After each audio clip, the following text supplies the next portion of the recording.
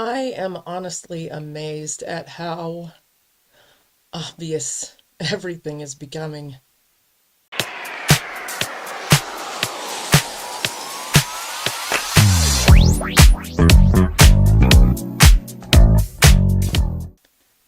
It is obvious that God is separating the wheat from the tares. And it is obvious who has discernment and who is under deception. And I mean, like, let me just take this as an example, okay? This whole Erika Kirk and Candace Owens thing, where you've got some Christians who are in the Erika Kirk camp, and you've got some Christians who are in the Candace Owens camp. And if I won't lie, I lean a lot more towards Candace Owens simply because she seems very real to me.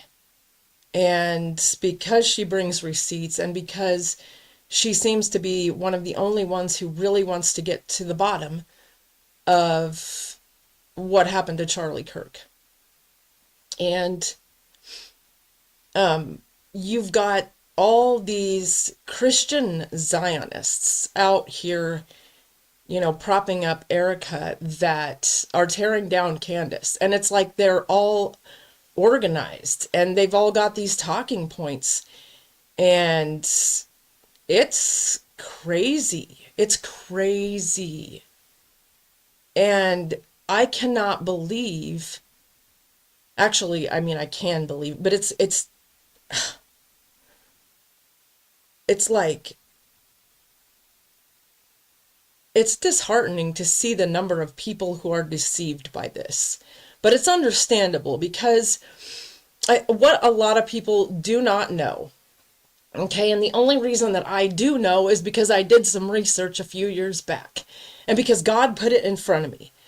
Like, if you take the story of Nathan Reynolds, okay, it's perfect example of an Erika Kirk type of Christian, okay? So what they do is these kids are born to these Luciferian families, okay? There are Luciferian families. They have Nephilim bloodlines. They are smarter. They are faster. They are just because they have the DNA of fallen angels mixed in with human DNA. And so if you've got that, you're going to have humans that are, advanced. And so because of that, they believe, the ones that are behind the scenes, they believe that the rest of us are goyim. We are cattle. We don't have really any rights. We are just there to be used as pawns. I mean, they believe this. And once you wrap your mind around that, it becomes a lot easier to see the deception for what it is. And so, like, what they do then, these families, they take these kids and they put them through SRA. And they break them. They split their personality through trauma-based mind control programming. They are abused. They go through stuff we wouldn't even want to know about. But the whole reason is so that what they can shatter their personality, and so they'll have the main person, okay, right? They'll have the main Lindsay here, right? But also what they'll have is Lindsay's handlers now have been programmed to work within the system, and they'll say a word or they'll clap a certain way or say a certain phrase, And all of a sudden, then Lindsay's main personality, okay, shuts off. And then the other personality comes forth. And that personality has got either a demon or a fallen angel attached to it through ceremonies that we don't even want to know about. And so that is why you can have a Christian like Erika that says all the right things and that honestly believes that they're a Christian. Like any of you guys that will remember Nathan Reynolds' story, like I'm bringing that up again. Go back a few of my videos and look it up. His story is very powerful. But he grew up in one of these families, and that's exactly what they had done to him before he really met Jesus, really and truly. And God placed an amazing woman of God in his life. You know, he thought he was a Christian before. His family thought that they were Christians before. On one hand, they're trying to, they're trying to unalive him now, but yet they still think that they're Christians. They really believe it.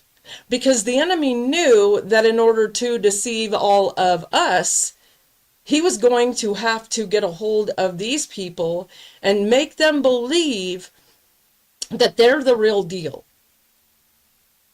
And make them completely unaware of what they are capable of when that other personality comes out. So I'm sure that in a lot of cases, what happens is these people black out, and then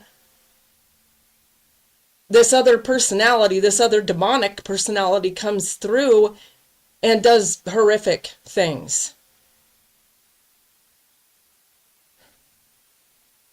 And so, having said all that,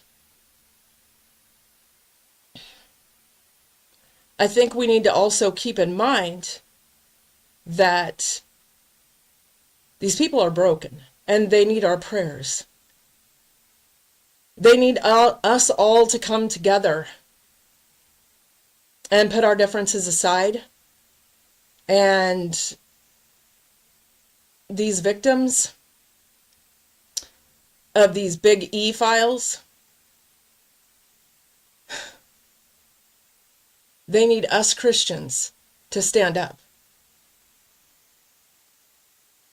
and to stop being too afraid to look at this stuff.